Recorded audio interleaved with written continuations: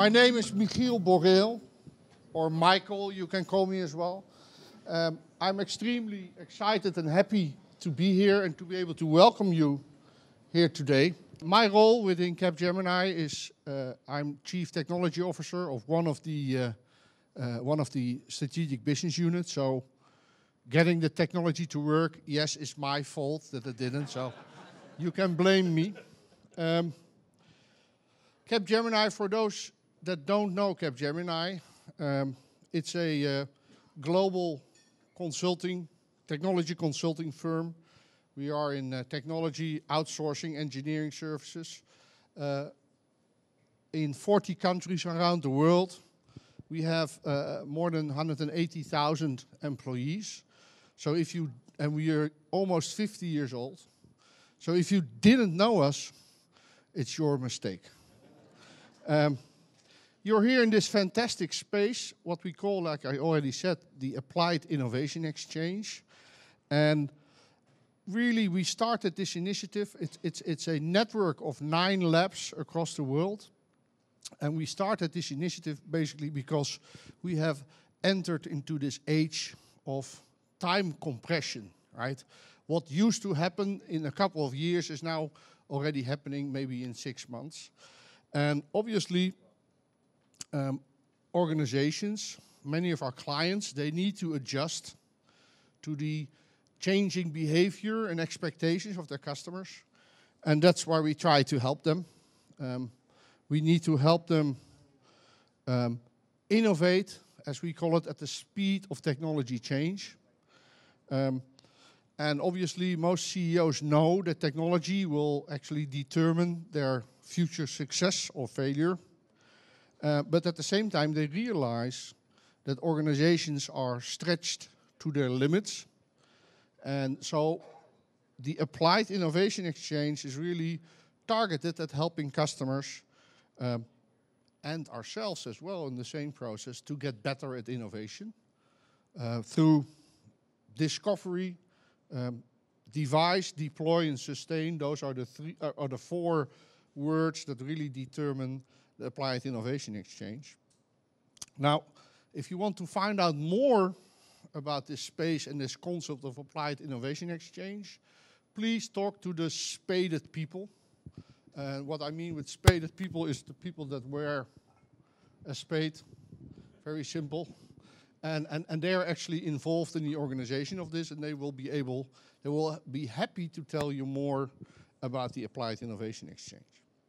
Now, one of the things that we try to do with the Applied Innovation Exchange of Capgemini is we really believe in bringing or stimulating ideas that matter, ideas that make a difference.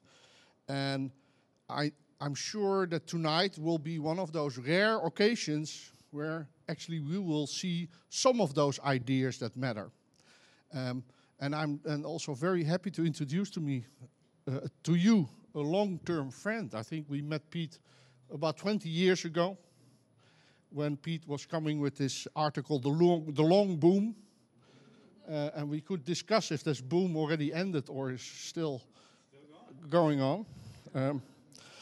And that's also why we are happy to sponsor or to be partner with Pete on this What's Now San Francisco. So with that, Pete, to you, the floor is to you. Great, thank you. Thank you, Michiel.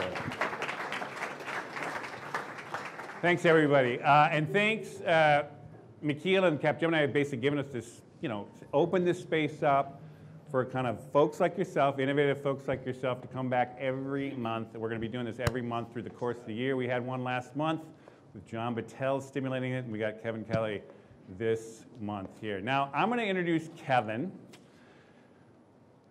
And Kevin, come on up here one second. Kevin, there's a special place in my heart for Kevin because Kevin is what got me to San Francisco. Kevin was the founding executive editor of Wired magazine, which you can see within sight of here. And not really from here, but in the front room there. And Kevin, when they were expanding in the early days of the 90s, they were looking for journalists. And I interviewed him, and I'd done this big, crazy 50,000-word kind of piece that was trying to explain the whole digital revolution in the next till 2020. I sent it to Kevin, and Kevin sent me back a 2-sentence, I had 50,000 words, 2-sentence email. He said, would you like to work for us? It would require moving to San Francisco. Yeah. That was the 2 things, KK. I said, you're on with that one. But yeah, the reason this is interesting is it's opened up these 2 amazing networks, many of which are here. There's a ton of Wired people here today. Kevin opened up that whole world, and in fact, has connected through many of you here. And also this world of the Global Business Network, GBN, of which there's an equal number of all kinds of folks here. Yeah. Really 2 really interesting intellectual networks here in the Bay Area, as well as many others. Now, what I loved about Kevin, having worked with him for so many years, is that literally, there's 2 points I want to make. He is the most original thinker I've ever really come to know. Honestly, there isn't a day when you interact with Kevin without you come away learning something new. That's no lie. He always is the one guy in the room that actually sees something from a perspective that no one else is seeing. He's the guy that asks the question that no one's asking, and he has this uncanny ability to get you to think differently. And for that, anyone who knows Kevin knows that. And so that is one thing that we wanted to have him in this stimulating piece here. The second piece about Kevin is he taught me the phrase, no one's as smart as everyone. Right. And it's kind of a phrase I've attributed to him for 20 years. He told me recently that it's not his phrase, it's somebody else's phrase. I stole it. But it's almost like a motto for our company, Reinvent here. And the reason that's important here is that Kevin, when I sent to him and said, hey, you got this book coming out, would you like to do an event here? He said, yeah. He said, well, but if you're inviting all these people, these awesome people here, he says, why, instead of having them ask me questions, why don't I ask them questions? Nobody's as smart as everybody. You want to actually tap into your brain power. And so what we're doing here today as we're kind of rebooting the technology here is we're going to basically be probing your brains about what you guys think about AI, VR, a bunch of things on the horizon here that are the subject of his book. But as we're kind of booting up the system and getting that ready with your little technology we'll walk you through in a minute here, we're going to introduce Kevin and say, Kevin, give us a little frame of the fundamental framework of his new book, The Inevitable, particularly what do you mean by inevitable? So let's see, is this working? Okay, great. So first of all, thank you for coming out this evening. I know for those people who live in San Francisco what you're giving up. And I mean, I'm really honored that you came to see me instead of the Warriors. So, but in addition to that, I'm really, really honored that you came out to hear about the book, to support the book, and it means a lot, and particularly for a lot of the people here that I know, and even especially for those who don't know, who've come out, strangers. And so I'm honored and privileged, and what I wanted to do, as Pete said, was to engage the group a little bit, because really, when I look around, there are a lot of people who are smarter than me here, and these issues are big. And what I did in the book was I really tried to talk about things I was pretty sure about, but as I wrote the book, there was a whole bunch of things that I had questions that I didn't know the answers to. And part of what I wanted to do this evening was to kind of get a little bit of sense of exploring those things that are still questions in my mind. There's also a part of the book, the last chapter, for those who get to it, where I emphasize the fact that in where we're going, one of the things that becomes more valuable is actually questions rather than answers. I would suggest in another, I don't know, very soon, a couple of decades, if you want an answer, you're going to ask a machine. Pablo Picasso famously said, and I actually tracked down this quote, it was true, he said, the computers are useless because all they give you is answers. And so what we're going to shift to is the role that humans play in asking good questions, because a good question is much more powerful than a good answer. And there's a number of reasons why, but it's a type of exploration.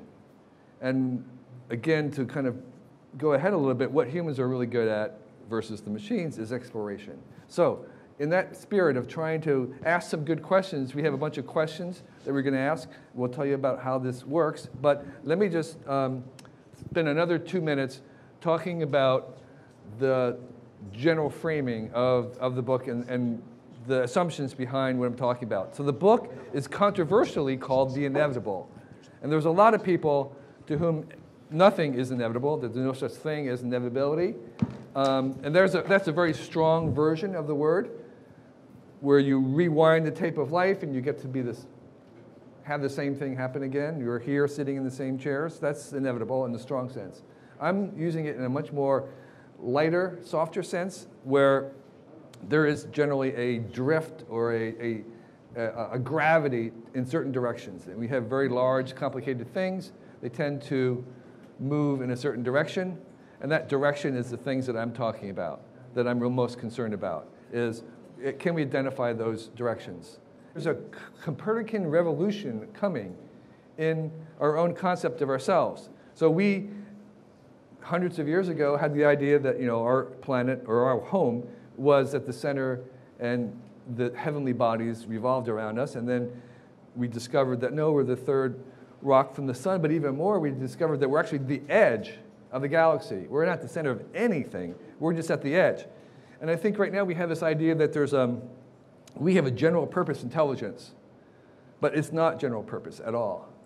It's a very specific kind of intelligence that has evolved over hundreds of thousands of years for our survival. And that when we are able to map it in a universal look at all the possible intelligences in the world, we'll find out that our intelligence is actually way out in the corner, right out on the edge.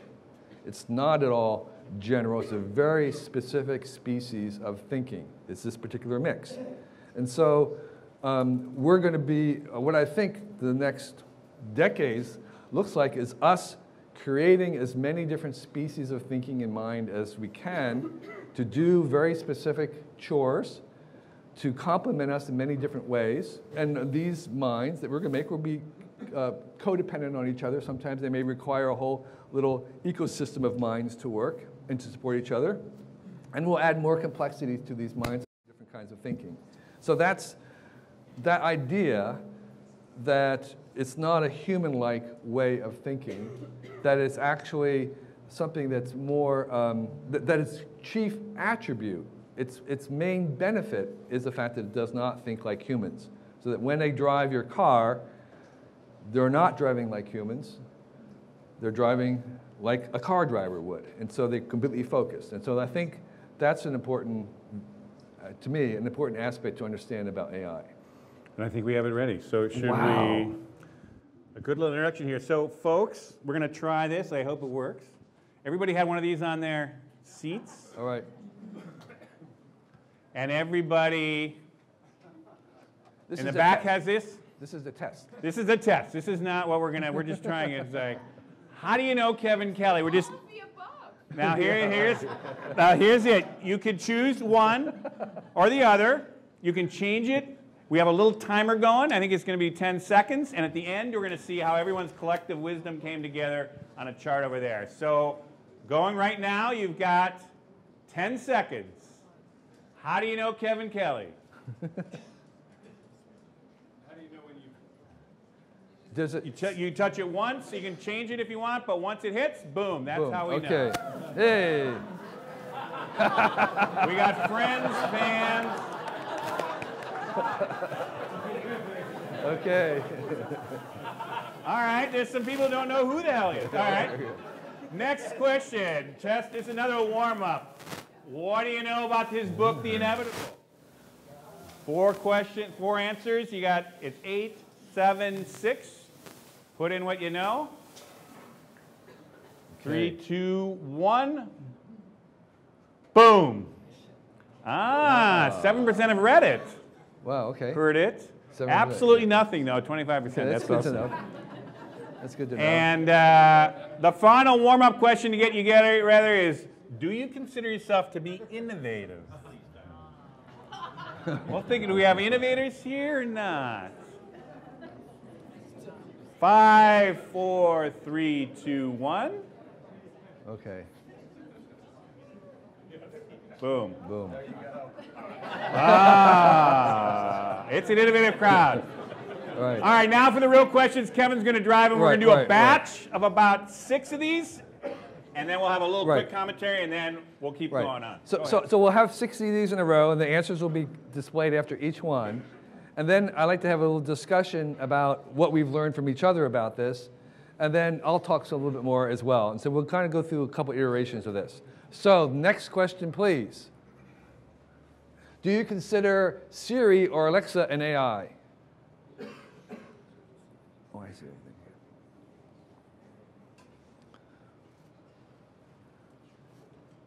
2, 1. Boom. Wow, that's interesting. Yes. Wow, okay, good. All right, next question, please. What would convince you to let an AI or robot car drive you to work? Kevin, you might just pull to the side here so people can read. Oh, sorry.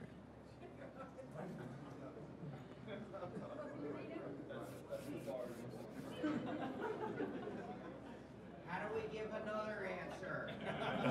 You can't. No, there's only multiple choice here at this case. Nothing. I can buy one. Okay, good. That's Nothing interesting. will 30% said nothing. Is Nothing. Wow. Okay. That. All right. Next question. Next question. What % of today's jobs will go to AI robots within 50 years, or in 50 years? 5.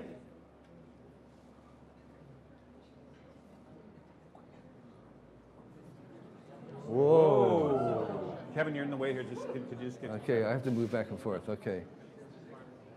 All right. 75%, 40. All right. Next question. Do you think your current job will be taken away by AI or robots in 50 years? Yeah, your job. Your own job. Your job.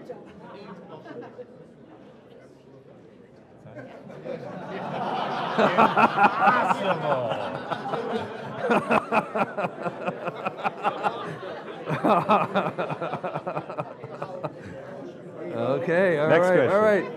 Next one, please. And this is the last one of that one. How worried are you about the coming disruption from the rise of AI and robots? Are you worried?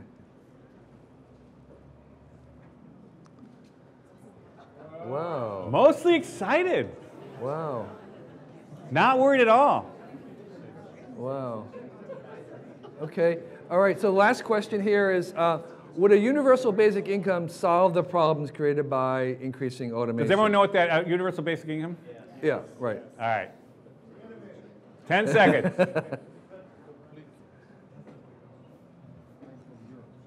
All right. Not at all. Wow. Somewhat. Okay. Are you afraid that AI robots will take all human employment in the next 100 years? Wow. Thrilled. Yeah, go ahead. One last one. Are you afraid that AI robots will ultimately harm humans? This is the typical Terminator, Hollywood scenario.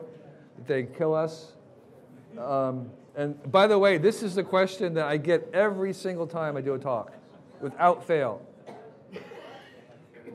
A bit concerned. Right.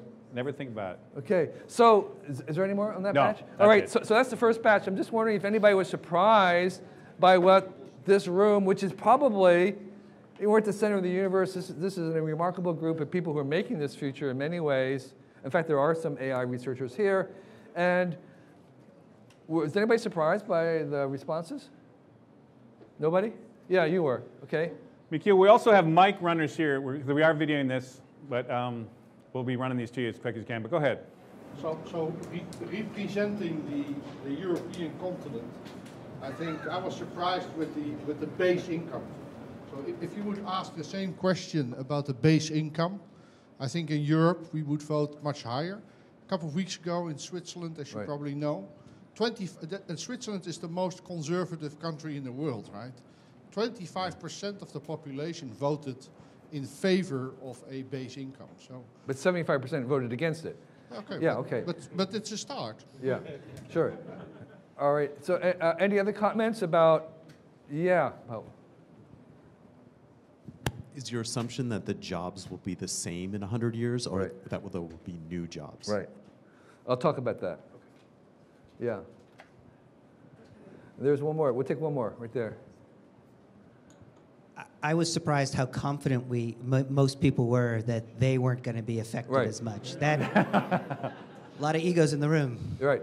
So actually, those two questions about the percent of jobs disappearing in 50 years and whether your job, actually the Pew survey recently was done, and that reflected basically what they found out for the general American population was a very high percentage, 80% something thought that a very high percentage of the jobs would be gone in 50 years, and almost none of them thought that their own job would be gone. All right? And so obviously that can't be true because the people who are responding had the whole spectrum of jobs today. So to the question about what are these, and jobs is a big thing.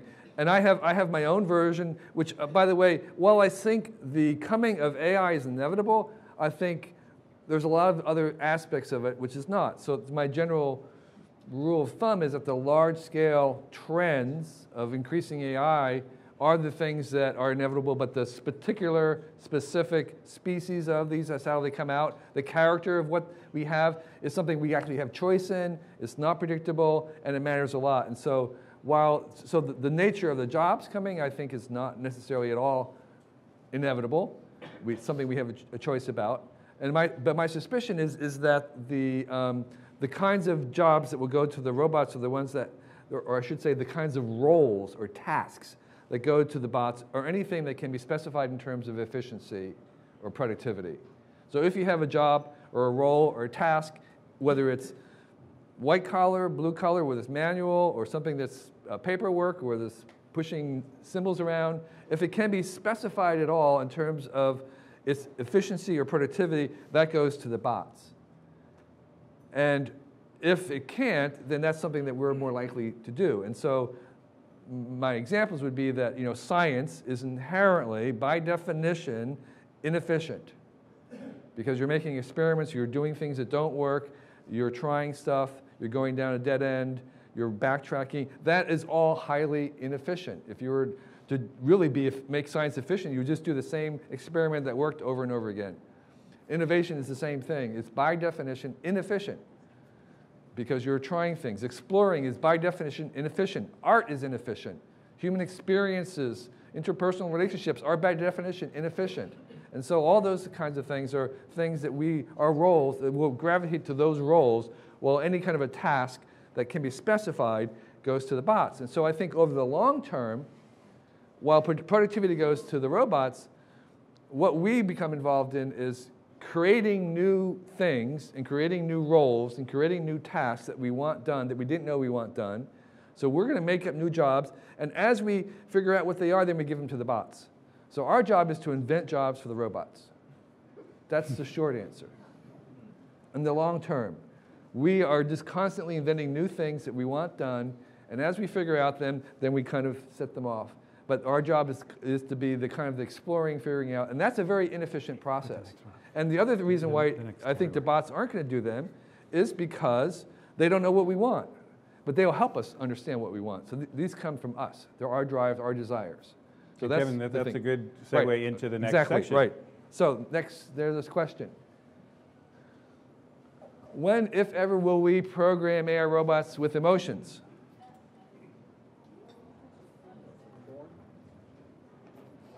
Actually, how about 1 year? Like they have. These are you can define these. In 10 years, 50%. Wow. Never, 30. Well, it's interesting that this is sort of, okay. When, if ever, will we give AI robots self-aware consciousness?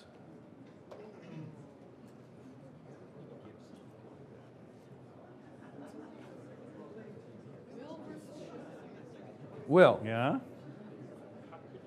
Those are other questions. Wow. Never. Never. 20. I mean, there's just a big difference between these. Like, Yeah, Kevin, you should probably be on this side a little bit. Go ahead. so next question. When, if ever, will AI robots become more intelligent than we are?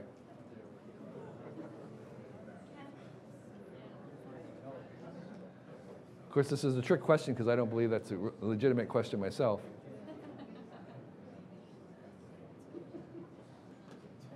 $10 years. Oh my gosh. Wow. I'm surprised by that. 26% yet never. You're a never guy, I think, right? Me? No. Yeah. Well, I think it's a bad question. Okay, so You asked it. yeah. Next question: is it acceptable to have an AI robot as pets?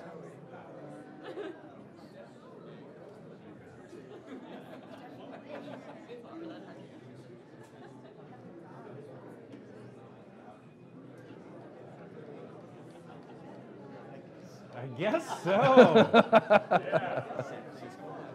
Okay, next question. Is it acceptable to have AI robots as servants?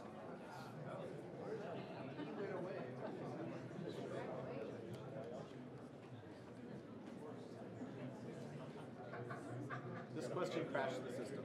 That's a crash. I will not be your servant. Okay, so was anything that we just discussed, we'll try to have one conversation here. Hang on. We'll try to have one conversation. Yeah, was there anything that we saw just in this batch that really surprised you?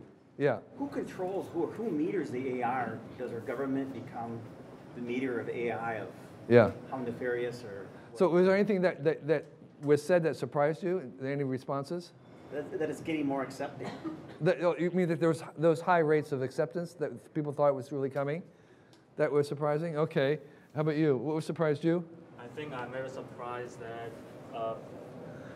majority of percentage of people choose that AI can be more intelligent than human being in 100 years, but we are not terrified enough.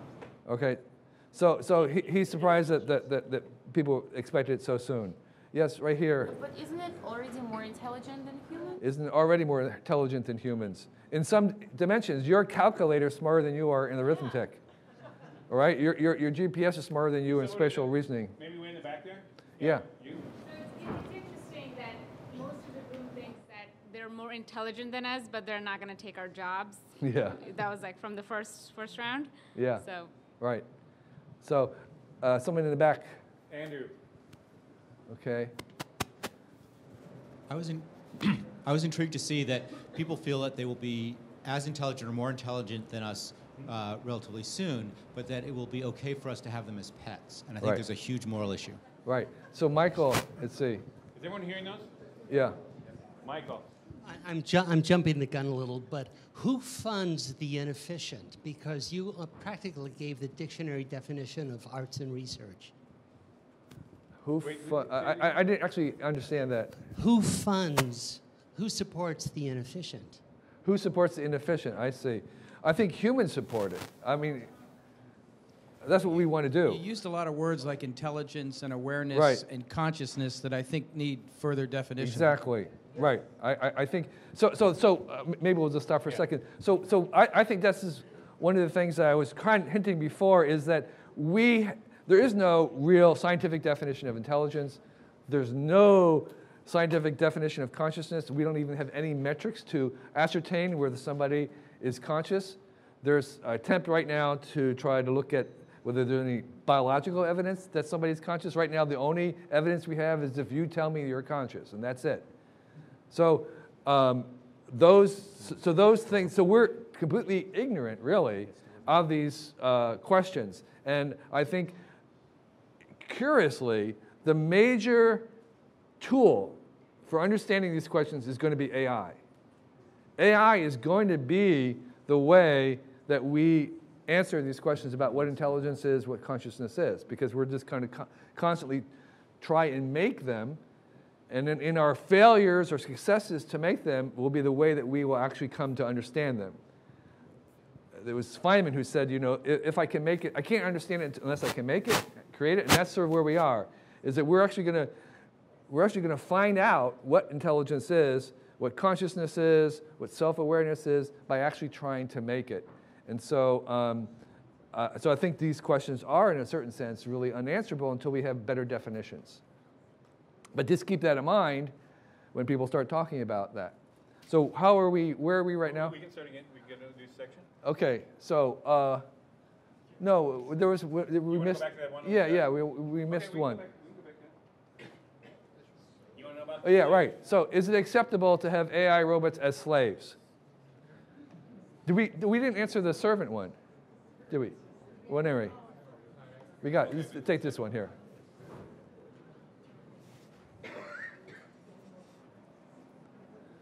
I guess so. So people seem very at ease with having me as pets, as servants, or slaves. I'm not so sure about the slaves part. I'm worried about that, whether that actually is corrosive on our own souls, our own behaviors, if we treat things like slaves, even if, whether they're slaves or not, that may be an issue that we may have to face later on. So now we're doing a new section. Yeah, another section. Okay, so when will AI robots pass the Turing test? Everybody knows what it is, which is basically from remotely, you can't tell whether you're talking to a human or a bot. That's the Turing test. 2, 1. 2 years. Wow. Huh. That surprised me. Okay, next question. When, if ever, will AI robots pass the law bar exam?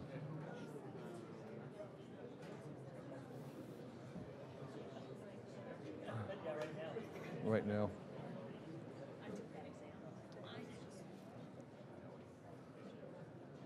In 10 years. Yeah. Okay. Next question. When, if ever, will AI beat the human champ in tennis? Tennis. Our little robot that. In 10 years.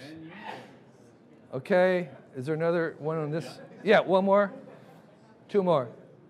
When, if ever, will AI robots compose classical music that would fool a musicologist?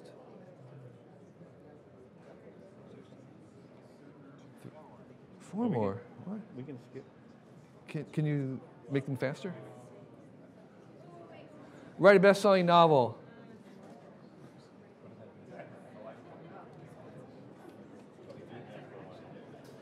One more on the other one? Yeah. Okay. All right. 10 years. So all very, very fast. Okay, maybe last one. When, if ever, will we teach AIs to be ethical? Never. 10 years. Okay, so was there anything that surprised anybody? Because then I have something to say. Yeah, right here. There are a number of these questions which were pretty bimodal, so it was either stacked all the way to the left or all the way to the right. Right, that was really interesting, yeah. And I thought that was the most interesting things, because we shouldn't fool ourselves being in kind of a techno bubble, that there are some things that half or a good portion of the population think that it's just never or shouldn't be. I think the never also implies a little bit that it's not that it can't be done, but it shouldn't be done. Right. Yeah, that surprised me too. And over there, there's a hand. If you could get that, yeah. Yeah, none of these questions addressed the resource constraints on Earth, and I get that we might be at Mars in 20 or 30 years, but I think there's a very realistic rare minerals constraint to robot development. So. Yeah, and we'll take one more down here, please. Right over here.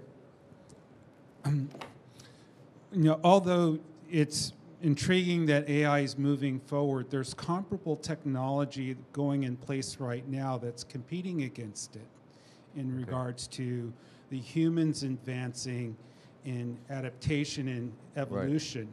And there's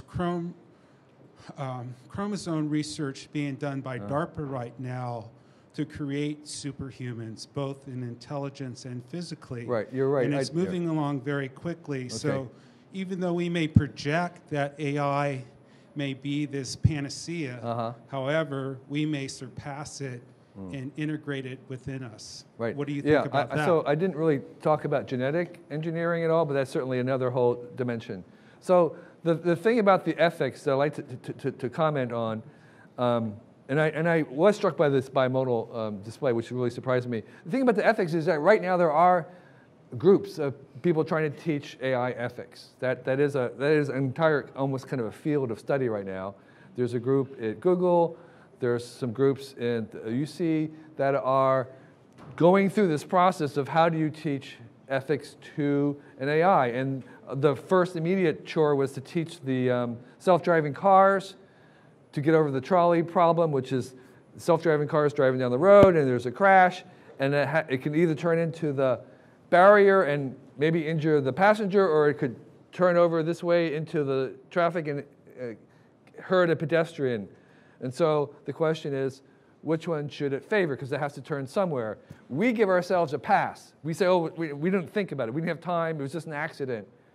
And so that we don't hold ourselves responsible for making that kind of decision, but the AI is going to be held responsible, and that kind of a program has to be thought about before. So there is this very logical sense, an approach to kind of program those decisions in, and they're very, very difficult ethical programs. But what we've discovered is, in fact, that humans are pretty lousy in terms of ethical consistency. We're not very consistent. We're not very deep. We're not very logical. And we give ourselves a great pass because we think that we're pretty sophisticated ethically, but we're actually not. And so I think it's happening very, very fast that this attempt, this need to actually put into these devices, these machines who are making decisions, and it's very clear that they do make decisions today, that we give, that there are sort of boundaries and that there's values that are being taught them. And what I've observed is that, in fact, they're going to make us better ethically ourselves. We're going to learn from this process of teaching them. They will come back to us just like we often become better people as we teach our children. These are our mind children, and in the process of teaching them or having to make this framework that we can pass on to them, we will actually become better ourselves. Way in the back, there's somebody who has something very urgent to say. If we could get that.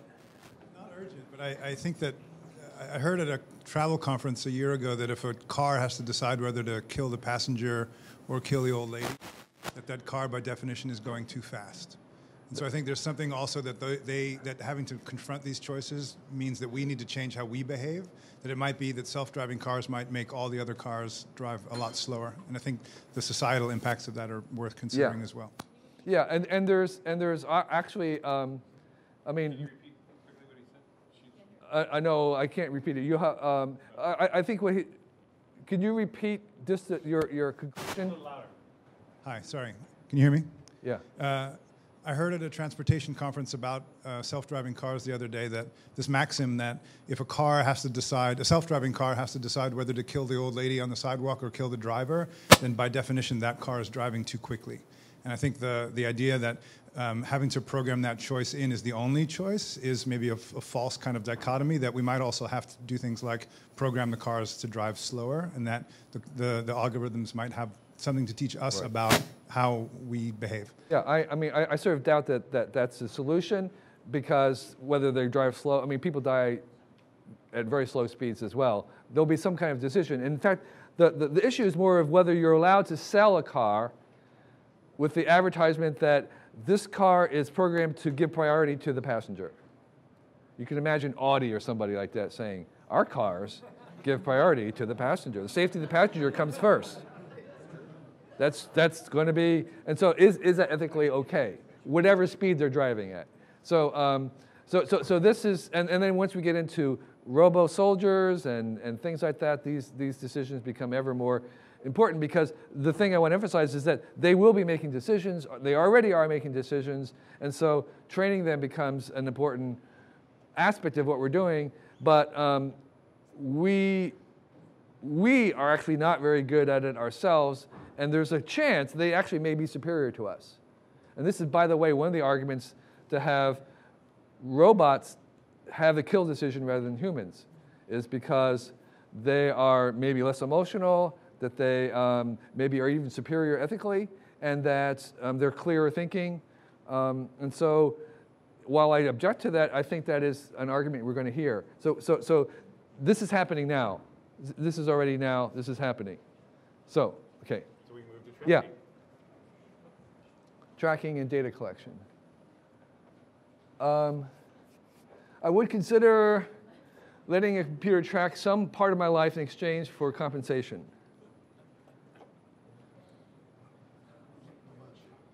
Yeah, exactly. That's the issue.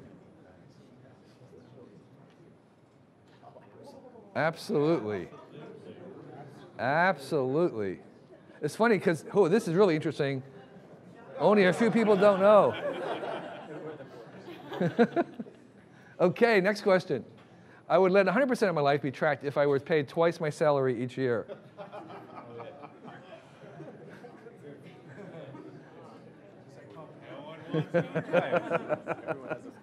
Yeah. Google will pay for it. Oh. Absolutely. Who would do it for free? Yeah. Okay, next question. I'm currently self-tracking something in my life. Unsure. I didn't see that. Oh.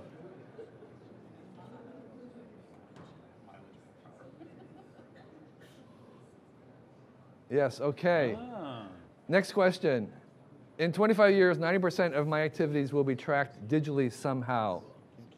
Agree or let's see. Absolutely. Okay, next question. Who do you trust more to deal fairly with your tracked data?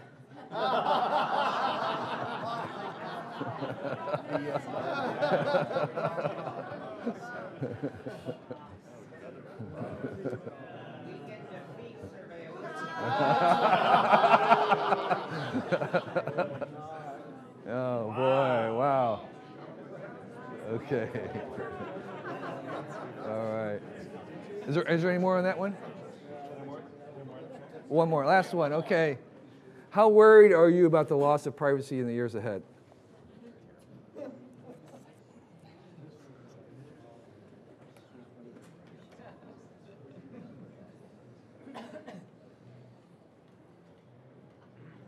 Wow, terrified, very worried, a bit concerned, mostly. Well, I think, okay, so is there anything surprising? Anybody surprised by any of these? Yeah, what were you surprised by? A lot more people willing to trade off their privacy for compensation than there are people who already have Facebook. Yeah. So there's a lot more people who are willing to trade off their privacy for compensation than are worried about it, right? Yeah. Anything else? It surprised anybody? So I talk a little bit in the book about what I feel that is inevitable. Is let me just give you a little my analogy. So the internet is the world's largest copy machine. It wants to copy things. It's inherently in the physics of the way it works for things to be copied. And if you try to stop copying, it's just not going to stop because it's going to just be distributed. Once it touches the internet, it gets a super distribution. It goes and copies forever. And so for 30 years, the music industry has, and others, Hollywoods, have tried to stop copying, copy protection schemes, all kinds of technologies, legal regimes to sue people from stopping copying, but it doesn't stop the copying because it is inherent bias in this technology to copy things. And I think tracking is the same thing. I think the internet is the world's largest tracking machine. And if it can be tracked, and it will be tracked, and if it touches the machine, the internet is going to be tracked because it's inherently in the technology itself, this propensity to track things. And so as I look in the 50 years in front, I see very little counter technologies or counter forces to prevent tracking from becoming more ubiquitous. So the question is, how do we deal with that? How do you make that tracking civil? How do you make it domesticate? How do we make it beneficial? And so while I think that tracking is inevitable, I don't think what we do with it is necessarily inevitable. I think we have a lot of choices, and they'll lead to different versions of the future.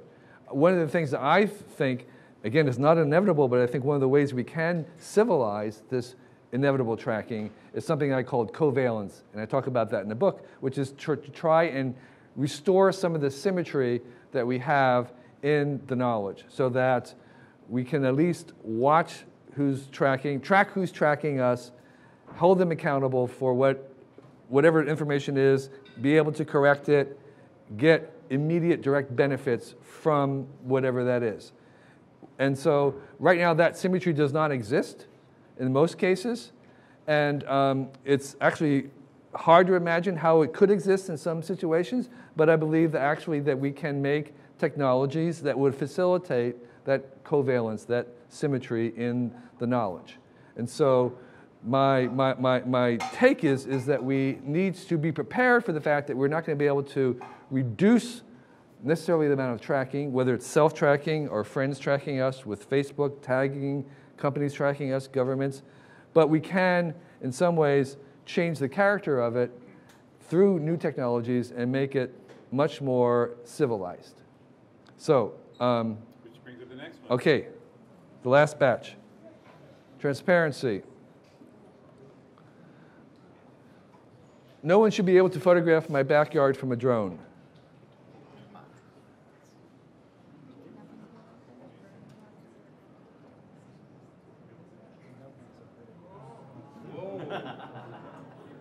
Very split. Wow. Huh. Okay, next question. Police should video all their public activity.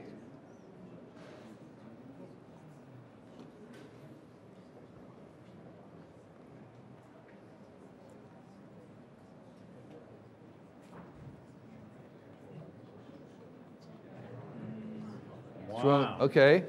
Next question. Citizens should have access to all police video. Blurred or not blurred? Okay. Next question. City governments should video all public activity.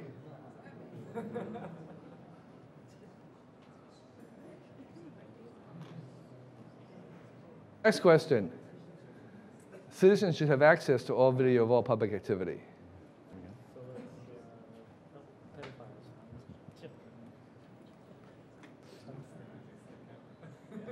Strongly disagree. Okay.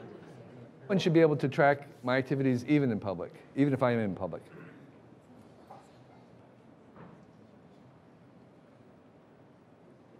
This idea that we're going to, this is more about public disclosure and the way in which our lives are going to be coming. And one of the things I want to say, the next little questions are about virtual reality. And one of the things about virtual reality that we're not really appreciating is the fact that it's a total surveillance state. That all your movements are being captured and your activities, by definition, are in some ways having to be captured in this world, which can then become tracked, so to speak. But they have to at least be captured by sensors in order to move around, have your expressions, where you go, what you see, what you stop for. And so while there's lots of things that are very difficult to track in our real lives, it becomes cheap and easy to track in the virtual worlds. And if we do move our lives a lot to these virtual worlds, more and more of what we do and see and think and experience will be tracked by somebody. And I'm suggesting that the VR companies will probably become one of the largest data companies in the world because they're tracking all these movements. And generally, so far these days, the biggest companies are data companies. So there's a very good likelihood that some of the VR companies will become some of the largest companies that we have if things play out where we spend a lot of our lives being tracked in these worlds. So if a smartphone is a surveillance device that we purchase ourselves, then VR will be a total surveillance world that we enter into voluntarily.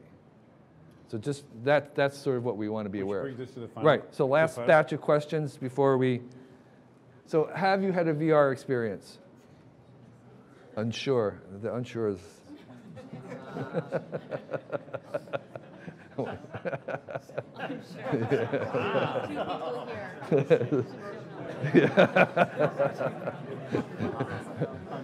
Okay. Unsure. Yeah, right. Next question. How much time do you expect to spend in VR or mixed reality VR in 10 years? Mixed reality is the ones that you wear glasses and you see a virtual thing.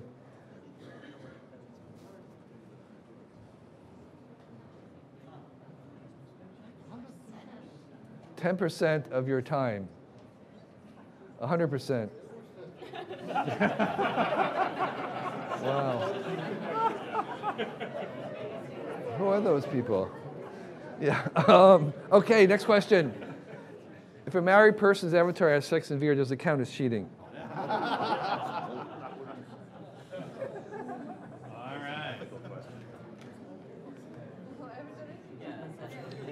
Does it have haptic feedback? Not at all. Wow. Okay, next question. If assaulting an avatar in VR is the same as assaulting someone in real life? Should be.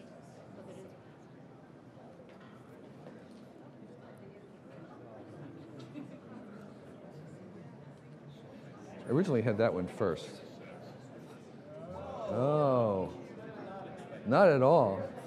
Whoa. Not at all on Slate? Wow. Okay. Is there any more on that? Is there one more? Last one. I think this is the last question for the. Do you think that in 50 years you'll be able to tell the difference between VR and reality?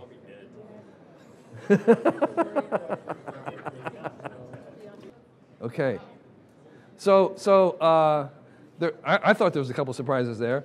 Let me just say in conclusion just a couple things about VR, which I spent a lot of time recently exploring. And one of the things, and particularly in response to like whether an assault is really an assault in VR, and that is that there's a curious thing that happens in VR that actually works in your brain, in a different part of your brain.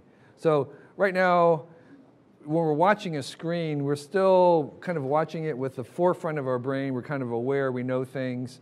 We can, if even in a first-person shooter game, you can still there's a distance, you see your gun. And in VR, there's something that happens with the brain that's very similar to what happens with your brain when you're watching a movie, because you'll see some movement on a screen that you would really are certain that it moved, but in fact there's nothing moved because it's just a still image in sequence. So there's no movement. That movement is assembled in your brain. Some part of your brain is way behind your intellectual consciousness.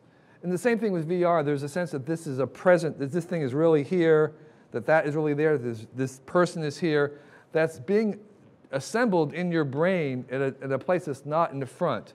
And so when you have a VR experience and they drop the floor away and you're on the edge and you see this cliff, your front of your brain knows that you're just in the room where you have been all along, but there's another part in the back of your brain where you are just terrified and you have to step back. And you feel this. So there's this idea that you feel things and you have experiences in VR that are very different than knowing about them. And people have watched documentaries about terrible things and they can watch them on a screen, but if you have a VR version of that same thing, it's just emotionally a wreck. And so I think we're going to be surprised by this idea of assault or sex in these arenas because they will feel real. They will feel like we're really there. They will be authentic. We go away and we don't remembering that we saw it, we're remembering that we felt it, we remembered that we experienced it. So I'm suggesting that the VR, the best way to think about it is not as we're moving from an internet of knowledge and information to an internet of experiences. And experiences is the currency. And they work on us at a different level than the things that we see. So I think we may change our mind about that. We had an idea, which we're not going to do, which was to actually go back and revisit some questions to see if anybody changed their mind. That would have been really good, but we don't have time to do that. But we do have some time. We have time. Conversation. We have conversation, so people can actually So there's a lot retreat. of ideas stirred up here. Really be interesting to get some feeling from folks here, and then we'll have some time also to grab some more drinks and actually hang here and network. And also, this is a time if people have a question about the book, particularly those 7% who have read it. I also welcome that as well if there's a really burning question. So this is the interactive part. Catherine, I see Catherine. Yeah, let's do Catherine. Right. Yeah. So, Kevin, you're Comments. a world-class learner. What in this exploration was the most important thing you learned? This exploration means this evening, Book, or do you mean on the book? The book. Oh, Doing the book. Okay, writing the book. What did I learn by writing the book? That's a really good question. So, I think some of the kind of conclusions which I just suggested about AI thinking differently, the VR being a world of experiences, were things I did not have going in. So those were things that I came to in the process of writing the book. And there were the tracking stuff was also something that I didn't set out to think. It happened as I was trying to write. And I write primarily to find out what I think. There are a lot of people in this room who know what they think. I'm not one of them. I don't know what I think until I actually have to try and write it. And I write it in order to access what I think, because I don't know, it's hidden from me until I try and write it. And that first draft is a killer because I'm trying to surface what I think, and I don't know until I put it down on paper. So the book is talking back to me and teaching me in a certain sense. And so I learned those kinds of things and other ideas about questioning and the screen culture, which I don't have time to get into, but all this stuff in the book is actually things that I learned while writing it. In terms of a meta question about larger things, I think I was again reminded that the thing that surprised me again and again in writing the book was something I thought that should be known. I would think somebody must know this, and I would talk to my research about this. And then I would find out that nobody had any idea what it was. I mean, there would be like some fact, or how many telephones are there in the world, or what is this? How does the VR actually work in terms of the mind? Just simple questions that you would think are known. And again, I'm finding out that there is really no person alive we don't know. And so the amount of stuff that we don't know continued to surprise me. And it wasn't just a matter of not being able to find that person. We tried very, very hard to track down somebody, but it was just unknown. And so I was, again, impressed by how early we are, how much we are still at the very beginning of things. And I'm confused by it, that anybody would ever think that we've discovered everything, or that we've made everything, because it's clear to me that I think the future is sort of bigger and longer and closer at hand in terms of new discoveries than I thought before I started the book. I talk about the fact that we're kind of at the beginning, and I really, really believe that wholeheartedly, that people will look back and decide, hey, you didn't even have the internet in 2016. You thought you had the internet, but like in terms of what we're going to have in 25 or 30 years, we don't have it right now. We're just scrambling around. The other thing I learned was that there are no AI experts, there's no VR experts. We don't know enough at this moment to even say that there's experts in there. There's people who's working in there full time who know a lot, and people who have spent a lot of money, but there aren't any experts. That we're a long ways from that. And so that was a surprise. I shouldn't be surprised, but I was surprised. Kevin, Richard's been trying really hard. Richard, okay. Hi, Hello. Richard. Hi. I have a couple of points that I could make if you will let me. I have one about AI and one about tracking. How about you just do one?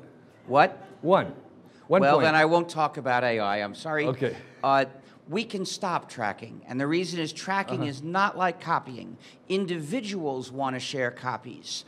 But tracking, it's not individuals that want to track other individuals. It's companies like ISPs, websites, and other telecommunication companies, various payment companies.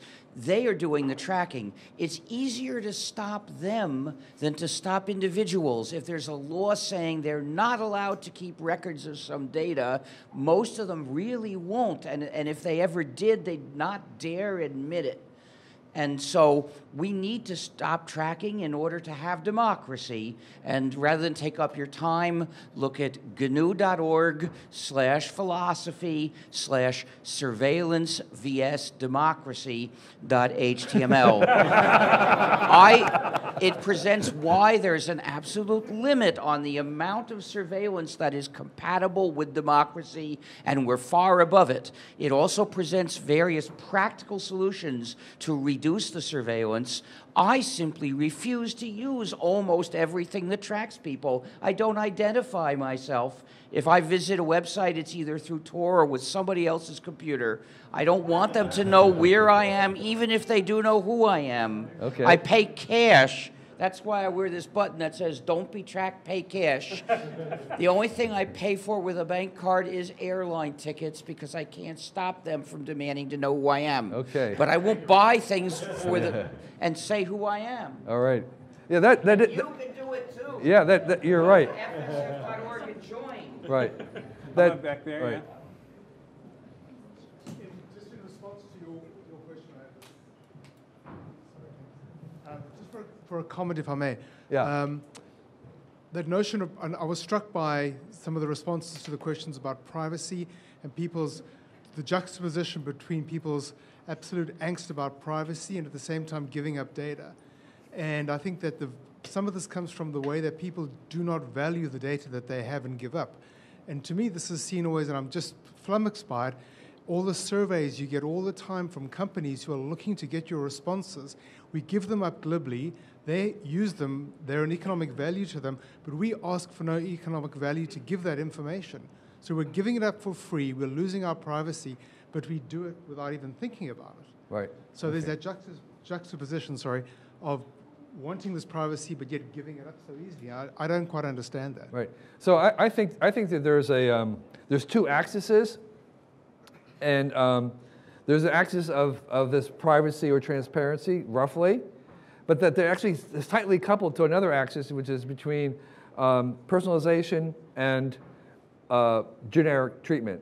So I think if you want to interact with other agencies, other institutions, these companies, and you want to be treated as an individual versus a generic number, if you want to be a generic number, you can be obscure. But if you want to be treated as an individual, to be personalized, you have to be transparent to some extent. Same with your friends.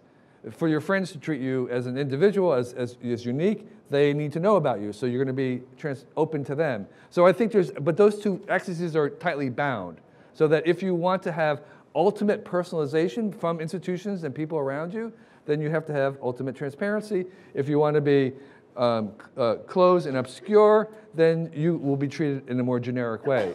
And here's the surprise. I think Richard's option is entirely viable, and I think we should always have that option. It's kind of like the Amish version, where you can opt out of all these things. But I think the surprise has been that when people have this choice, and they should have a choice, with technology, they tend to push the slider all the way to maximum personalization, maximum transparency. And so the way I kind of flippantly summarize this is that vanity trumps privacy. That's basically what it is. It's the people who really want to be treated, who think of themselves as personal and unique and want to be treated that way, they're going to open up. So, Kevin, the guy, Gerald. Right here. I just have a quick announcement about the sex in the VR. Okay. If the only thing that's working is your eyes when you're having sex, you're missing an awful lot. Okay. Okay. Somewhere back there in the middle. Yeah, right there with the hand raised the highest. This idea that we've given our permission to have our privacy invaded is a false notion. In medicine, there's the idea of the informed consent. This has not been informed. It's all been done before we even knew what it was. And I think it's a false choice between assuming we individually have to be totally visible. Why can't I have an avatar that is a close approximation to my interests? And when I log on to the internet, I put that avatar out, and that's close enough to get me what I want to get and to be as visible as I want to be. If we had that choice, most of us would take that choice. We don't have the choice. Right. Is Nicole over here?